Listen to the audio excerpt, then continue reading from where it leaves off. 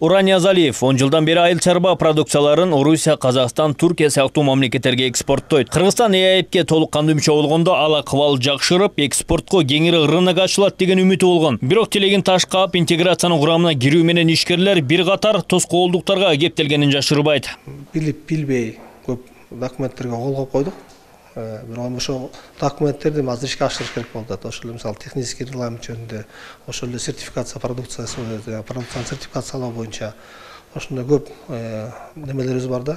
Чынында өлкөлөр ортосундагы товар жүгүртүү жогорулайт деген өкмөттүн илгери үмүтү акталбай, экспортко чыккан тонналаган продукциялар артка кайтарылууда. Маселен, жыл башынан бери Орусия 300 тоннадай, ал эми Казакстан 50 тоннага жакын продукцияны кайра кайтарган. Адистердин айтымында буга фитосанитардык сертификаттардын жараксыз жана талапка жооп бербегине негиз болгон. Товарыбыз кайра келди. Көбүнчөсү ошонун баары айыл чарба продукциясы болуп атат.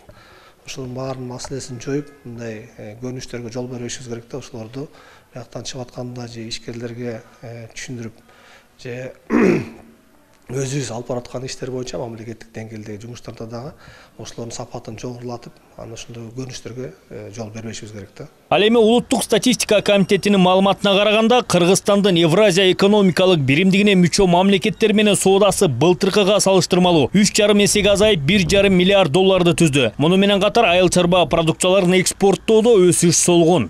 Бүгүнкү күндө экспорттун көлөмү анча-мынча төмөндөп атат. Бул негизинен баягы Россиядагы доллардын курсунун түшүп кетишине, сомго рубль менен сомдун ортосундагы айырма почти 50% кылды түшүп калды. Евразиялык интеграция Кыргызстан үчүн жакшы аянтча болгону менен өкмөт бул мүмкүнчүлүктү жакшы пайдалана алган жок. Аткаруу бийлигинин чабалдыгынан экономикада жаңа кадамдар байкалбай, мурдагылардын каталары кайталанууда. Көмүскө экономиканын көлөмү артып, 40% түзүп, былтыр эле 19 миллиард сом казнаны кыйтып, сол чөнтөктөргө кеткен. Жалпысынан биз 2%-тен 3,5%-ке чейин өсүшү мүмкүн деген прогнозду өзүбүздүн парламентте бекитип бергенбиз.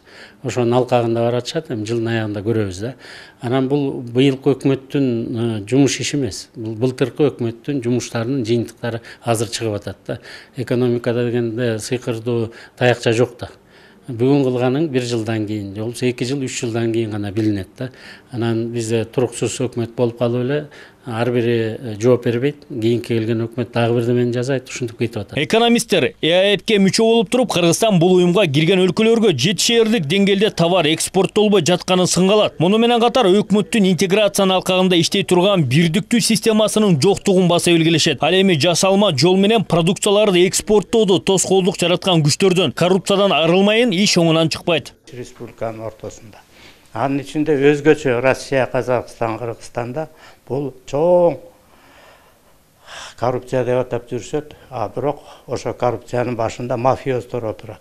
Эт боюнча мафиоздор бар ар бир республикада. Даналыктары боюнча, ичимдиктери боюнча толтура ар кандай деңгээлде мафиоздор бар. Мына ошолор биздин продукцияны керек болсо Казакстандын границасынан өткөрбөйт. Ошолор ар кандай шылтоолор менен кармай берет.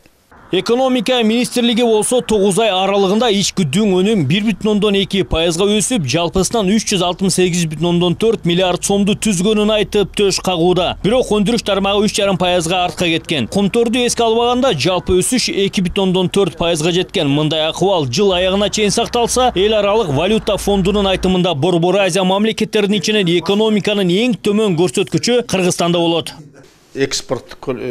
Экспортты чыгаруу бизде төмөндөп кетти. Ошо алтындын эсебинен. Себеби алтындын жалпы, то экспорттун жалпы үлүшүндө алтындын дагы 30%дан ашыраак көлөмдө элейт да.